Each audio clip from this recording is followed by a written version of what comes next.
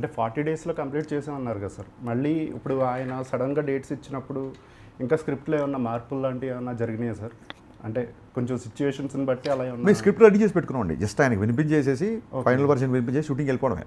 Okay. So స్పాంటేనియస్గా నేను ఎప్పుడు మారుస్తాను. శ్రీలీల మన అంది కదా, నాకు సీన్ పేపర్ ఇవ్వలేదు, అసలు డైలాగులు ఎప్పుడు ఇవ్వలేదు. నా ప్రాబ్లం ఏంటంటే కొంచెం డైలాగులు అన్నీ పంచ్ డైలాగులు అయ్యి ఉంటాయి, గబుక్కున ఎగ్జైట్మెంట్లో ఇవాళ భలే డైలాగ్ చెప్పానని చెప్పి ఆ సీన్ పేపర్ అసిస్టెంట్కి ఇచ్చినప్పుడు వాళ్ళు ఏదైనా చదివిన ఏదో సంథింగ్ డైలాగ్ లీక్ అవ్వకూడదు అని ఒక ఇది. అండ్ ఇంకోటి ఏంటంటే నేను తెలుగు బాగా మాట్లాడే వాళ్ళని పెట్టుకుంటాను, ఎందుకంటే నాకు టేక్ 1 టేక్ 2 కూడా నా డైలాగ్ మారిపోద్ది. వాళ్ళు చెప్తున్నప్పుడు నేను రాసుకున్నప్పుడు ఒక రిధం ఉంటుంది, ఆ రిధం వాళ్ళు పట్టుకొని చెప్తే ఓకే, వాళ్ళు ఇంకా బెటర్ రిధంలో చెప్పారు, ఆ రిధం తగ్గట్టుగా మళ్ళీ డైలాగ్ మార్చడం ఉంటుంది. సో స్పాంటేనియస్గా రైటింగ్ ఎక్కువ ఉంటుంది, అందుకు నేను డైలాగ్ ముందు ఇవ్వను.